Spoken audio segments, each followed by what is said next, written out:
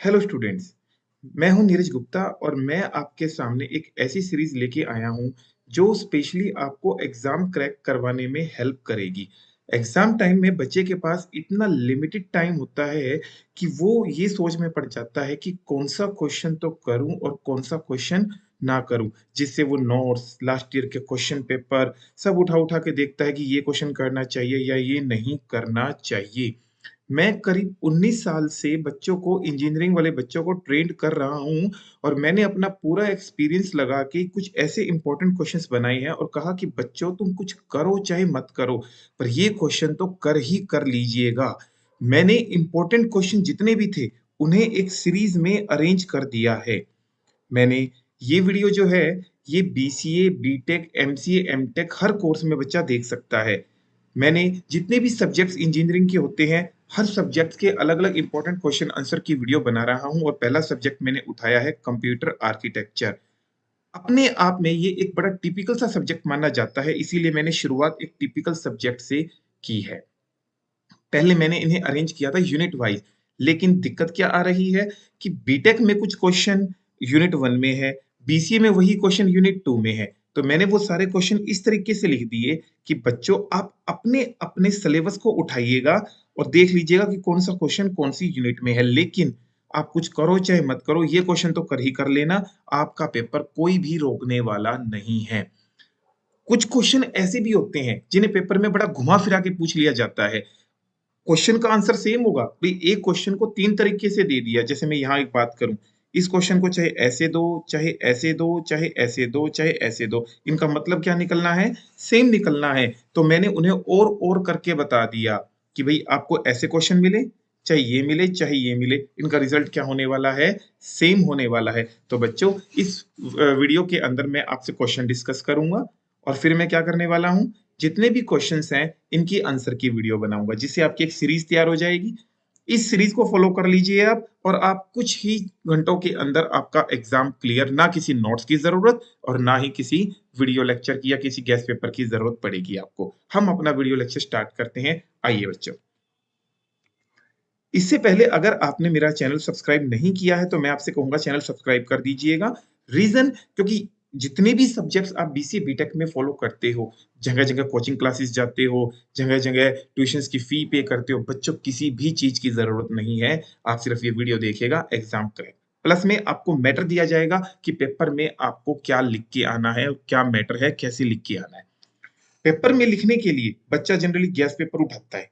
Gas paper के क्या उठाएगा? गैस पेपर में क्वेश्चन आंसर रीड करेगा और वो यूं का यूं उनको कॉपी कर देता है। लेकिन एक बात ध्यान रखना, उन क्वेश्चन पेपर पे क्रॉस भी लगते हैं। कई बार बच्चों के क्वेश्चन हमारे सामने आते हैं कि सर पेपर तो बहुत अच्छा किया था पर मैं फेल हो गया। चक्कर क्या? वो इसीलिए हुआ क्योंकि आपने गैस पेपर की वर्डिंग यूं की यूं कॉपी पेस्ट कर दी। तो बच्चों मैं आपको कहूंगा आपको कैसे करना है।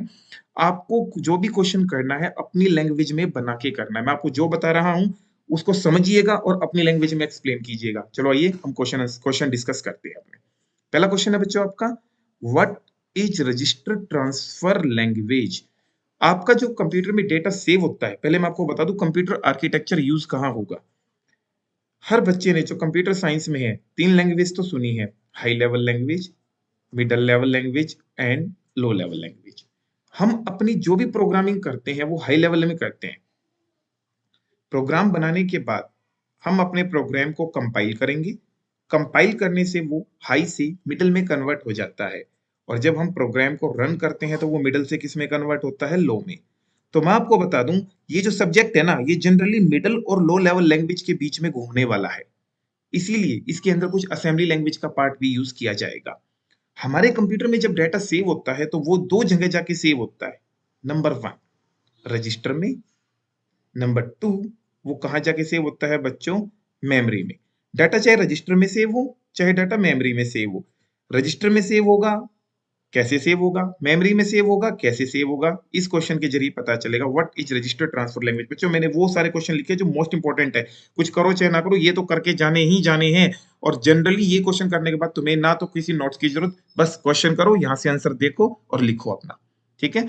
अगली जैसे मेरी वीडियो होगी, क्वेश्चन वन की वीडियो, आंसर वन की वीडियो, आंसर टू की वीडियो, एक एक वीडियो आपके सामने आती चली जाएगी। ओके बच्चा?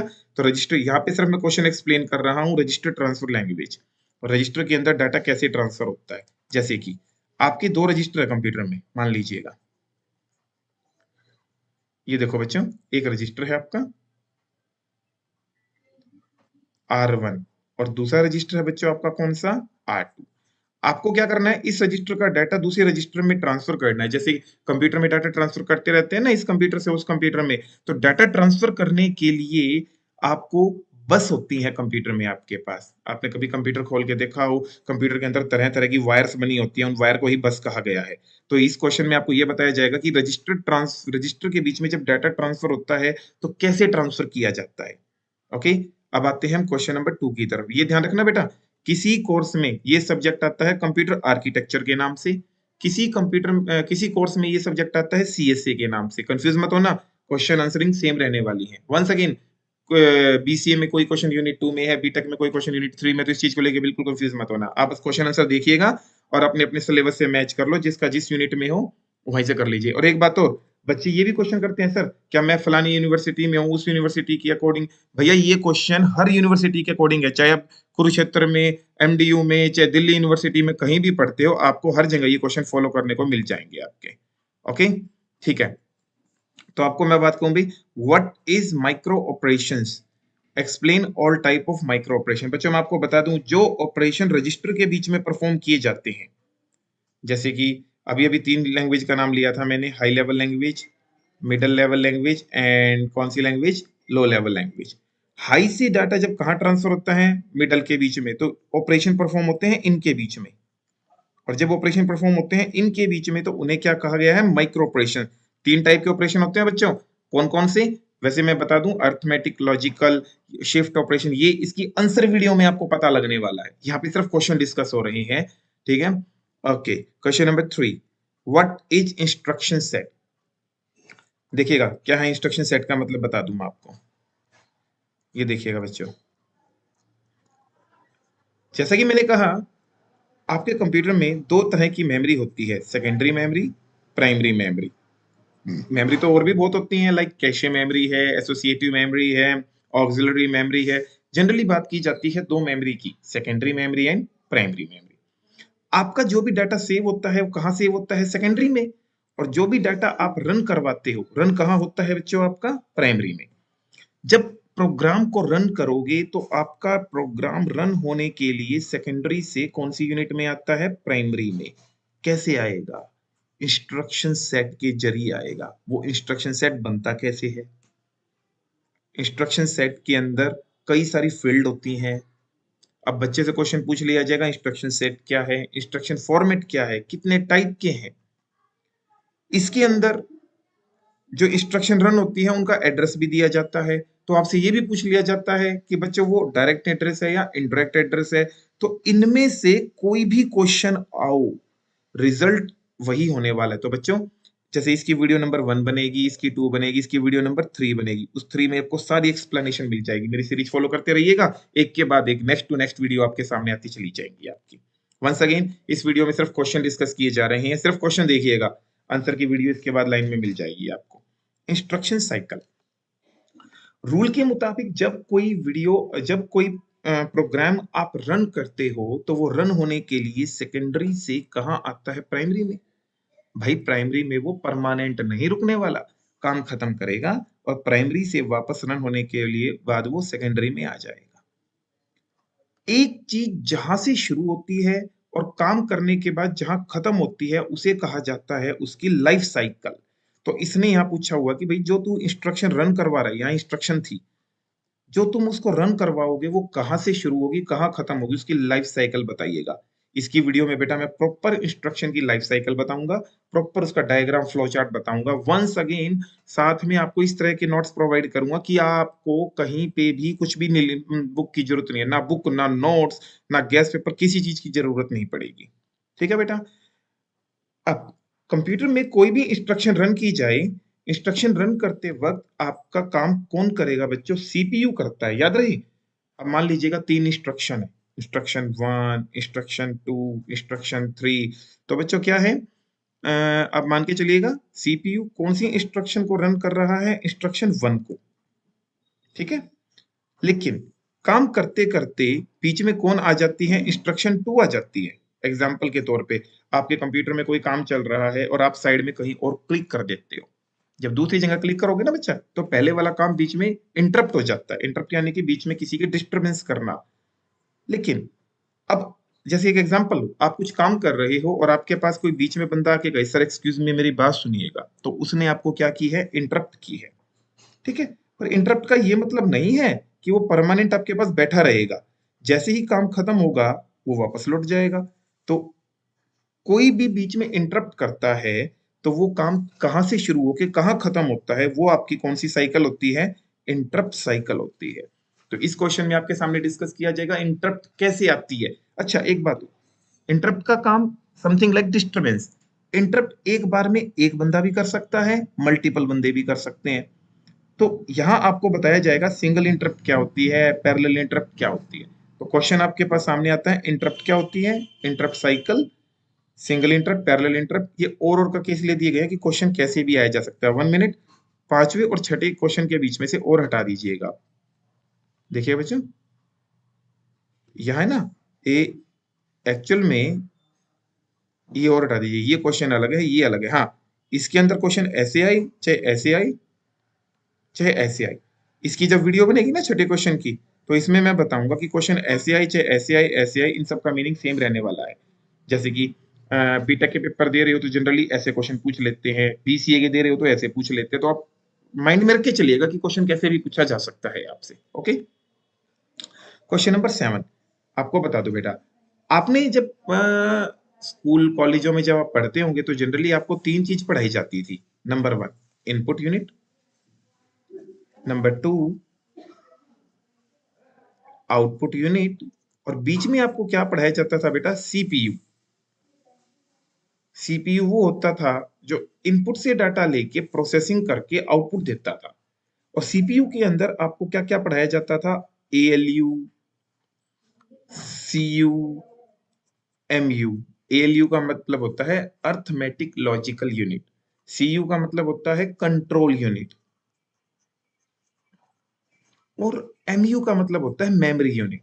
तो बच्चों, मैं आपको बता दूं, ये टाइमिंग एंड कंट्रोल यूनिट जो देख रहे हो ना बेटा, वो कंट्रोल यूनिट है। कैसे है कंट्रोल यूनिट? मैं आपको बताऊं। कंट्रोल यूनिट आपको दो तरीके की दो पार्ट ये कंट्रोल यूनिट आपको दो पार्ट देता है। कंट्रोल यूनिट के दो पार्ट है, यानी कि आप कह सकते हो, number 1 hardwired, number 2 micro programmed. Paper में क्वेश्चन कैसे कैसे आ सकता है? पेपर में क्वेश्चन या तो आपसे पूछा जाएगा व्हाट इज कंट्रोल यूनिट, या पूछा जाएगा what is micro program control unit, या पूछा जाएगा आपसे what is timing and control unit. है ये सारे के सारे कंट्रोल यूनिट के पार्ट। जनरली हार्डवायर्ड का क्वेश्चन अलग आता है, और जनरली माइक्रो प्रोग्राम का क्वेश्चन अलग आता है। लेकिन ये दोनों क्वेश्चन, क्वेश्चन नंबर 12 और क्वेश्चन नंबर 7, भाई साहब ये हैं किसके?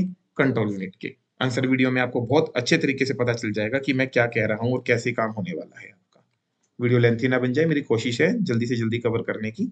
मैं टाइमिंग नोट कर रहा हूँ बीच बीच में कि ज्यादा लंबी वीडियो ना बन जाए। ठीक है, व्हाट इज एड्रेसिंग मोड? मतलब जो आपका इंस्ट्रक्शन सेट होता है, मैंने यहाँ पे बताया आपको इंस्ट्रक्शन सेट। ठीक है, इंस्ट्रक्शन सेट के अंदर आपकी अलग अलग तरह के एड्रेस दिए जाते हैं। कैसे दिए जाते हैं वो कौन बताएंगे? आपके एड्रेसिंग मोड बताएंगे। इसका एक अलग क्वेश्चन बनेगा जिसमें आपको ये बताया जाएगा टोटल कितने टाइप से एड्रेसिंग मोड दिए जाते हैं आपको। ठीक है जी बात।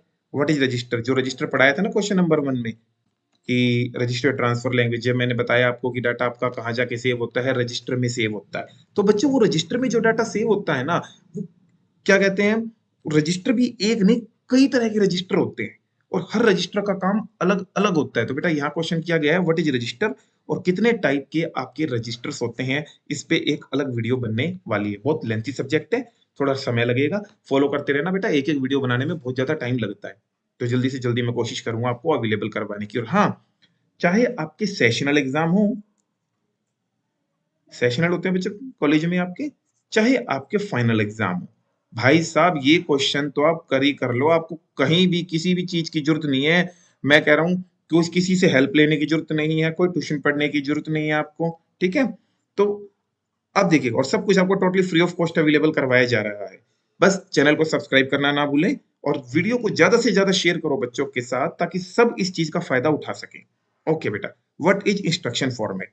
Question number 10। देखिए बेटा, इंस्ट्रक्शन सेट था ना, इंस्ट्रक्शन फॉर्मेट और इंस्ट्रक्शन सेट, ये क्वेश्चन 50% क्वेश्चन आपस में मैच करता है, लेकिन इसमें ये बताया जाएगा कि जो इंस्ट्रक्शन होती है वो कितने टाइप की होती है। उन इंस्ट्रक्शन की ऑर्गेनाइजेशन 3 टाइप से की जाती है। तो पेपर में क्वेश्चन आए इंस्ट्रक्शन फॉर्मेट या उसकी टाइप आए, इनका आंसर एक ही रहने वाला है। तो अब मैं इस पे अलग अलग वीडियो बनाऊंगा, जैसे इसकी वीडियो 1, इसकी वीडियो 2, इसकी वीडियो 3, और तीनों वीडियो में इनको अलग अलग एक्सप्लेन करूंगा मैं इनको। यानी कि क्वेश्चन नंबर 10 की आपको 3 वीडियो मिल सकती है इसकी, ठीक है। पर बहुत अच्छे से मैटर अवेलेबल कराया जाएगा पेपर में, बस यूं क्यों लिख देना, कोई रोकने वाला नहीं है। रिस्क सिस्क क्या होता है इसमें बेटा, कि आपका जो इंस्ट्रक्शन होती है, आपका प्रोग्राम इंस्ट्रक्शन में एग्जीक्यूट होगा, ये बात तो बिल्कुल कंफर्म है। लेकिन जब वो एग्जीक्यूट होती है ना बेटा, तो उस इंस्ट्रक्शन को एग्जीक्यूट करते वक्त 2 तरीके होते हैं, या तो उस इंस्ट्रक्शन को कॉम्प्लेक्स बना लिया जाए या उसको रिड्यूस, यानी कि रिड्यूस यानी कि इजी बना लिया जाए। जब रिड्यूस इजी बना के करते हैं तो उसे कहते हैं रिस्क। रिस्क बोले तो risk reduce instruction set computer. हाँ जी, रिस्क मतलब रिड्यूस इंस्ट्रक्शन सेट कंप्यूटर। थोड़ा जल्दी जल्दी बोल रहा हूँ मैं ताकि थोड़ा वीडियो की लेंथ ना बने। और इस चीज का मतलब complex instruction set computer. Control unit वाला क्वेश्चन बता चुका हूं मैं आपको। अब देखिए को क्वेश्चन नंबर 13, पैरेलल प्रोसेसिंग। बेटा जब तुम्हारा सीपीयू काम करता है ना, तो तुमने पढ़ा होगा ऑपरेटिंग सिस्टम नाम का एक सब्जेक्ट, कि एक बार में या तो एक ही काम करेगा। सीपीयू एक बार में कितने काम करेगा? मल्टीपल काम करेगा। जब तुम्हारा सीपीयू, जैसे तुम पुराने फोन यूज करते थे ना, तो वो एक बार में एक ही काम करता था। और आजकल के जो फोन आए हुए हैं मल्टी प्रोग्रामिंग, एक बार में आप गाने भी सुन रहे हो, एक बार में आप कोई काम भी कर रहे हो। तो जब एक बार में सीपीयू मल्टीपल काम करता है तो उसे क्या कहा जाता है? Parallel processing. और हाँ, पेपर में जनरली क्वेश्चन किस तरीके से पूछ लिया जाता है? फ्लाइन क्लासिफिकेशन। बट बच्चा कंफ्यूज, ये फ्लाइन क्लासिफिकेशन क्या है? अरे भैया, क्वेश्चन ऐसे पूछो चाहे ऐसे, इनका आंसर सेम रहने वाला है। तो इसकी सिर्फ एक वीडियो बनेगी जिसमें आपको पूरा आंसर मिल जाएगा इसका। ओके बेटा, अगला क्वेश्चन, व्हाट इज पाइपलाइनिंग? जब सीपीयू एक बार में एक काम करेगा ना, तो वो कौन से मेथड से करेगा? पाइपलाइनिंग से। और एक बार में जब मल्टीपल काम करेगा तो किससे करेगा? पैरेलल प्रोसेसिंग से। इसकी अलग वीडियो बनेगी और इसकी वीडियो अलग बनने वाली है, ठीक है। बच्चों सीरीज को छोड़िएगा मत, बहुत अच्छे से क्वेश्चन एक्सप्लेन करने वाला हूं, एक एक क्वेश्चन का जवाब बहुत बढ़िया तरीके से दूंगा। यहाँ मट इज मल्टी प्रोग्रामिंग, इस क्वेश्चन को आप कट कर सकते हैं क्योंकि ये क्वेश्चन यहाँ पे कवर हो चुका है मेरा, ठीक है। What is memory hierarchy? जैसा कि मैंने बताया, कंप्यूटर में काम करने के लिए अलग अलग मेमोरीज होती हैं। Cache memory, auxiliary memory, secondary memory, primary memory. तो डेटा जब घूमता है ना, तो इन मेमोरी के बीच में घूमता है, कभी सेकेंडरी में, कभी प्राइमरी में। तो कौन सी मेमोरी किस तरीके से अरेंज की गई है, ये क्वेश्चन बताया गया है मेमोरी हायरार्की में। तो इस क्वेश्चन के अंदर आपको सारी की सारी मेमोरी एक्सप्लेन की जाएंगी, ठीक है बेटा। अगली बात, आपके कंप्यूटर में जब डाटा ट्रांसफर होता है तो कितने तरीके से ट्रांसफर हो सकता है? जैसे कि जनरली इनपुट और आउटपुट डिवाइस के बीच में जो भी डाटा ट्रांसफर होता है, किसके जरिए ट्रांसफर होता है? सीपीयू के जरिए। पहले डाटा सीपीयू के पास जाएगा, सीपीयू से आउटपुट के पास जाएगा, लेकिन ऐसा भी हो सकता है कि सीपीयू को बीच में से हटा दें और इनपुट का डाटा कहाँ जाए? सीधा आउटपुट के पास। तो उस टेक्निक को कहते हैं डायरेक्ट मेमोरी एक्सेस। तो मैं आपको कई तरीके बताऊंगा, इस क्वेश्चन में डिस्कस किया जाएगा कि कितने तरीके से डाटा को ट्रांसफर किया जा सकता है। और इनपुट आउटपुट प्रोसेसर भी इसी का पार्ट है। कोई नहीं, आप आंसर वीडियो में बने रहिएगा और आपके सामने अब आंसर की सीरीज आने वाली है, ठीक है बेटा। तो कॉड पल्स के नाम से मेरा ये है, जो मैं कंपनी चलाता हूँ, मेरी एक आईटी कंपनी है और कॉड पल्स के नाम से मैं उसे रन करता हूँ। प्लस इतना लंबा टाइम मैंने इस सब्जेक्ट्स में अपना लगाया है, तो मैं अपना एक्सपीरियंस आपको शेयर कर रहा हूँ इन क्वेश्चन आंसर के जरिए। लेकिन प्लीज मुझे अपने चैनल को, जो मैंने बनाया है, उसको प्लीज लाइक सब्सक्राइब जरूर कीजिएगा ताकि मुझे ये और हिम्मत मिले कि मैं ज्यादा से ज्यादा सब्जेक्ट आपके सामने कवर करूं। बने रहिए मेरी वीडियो के साथ। Thank you.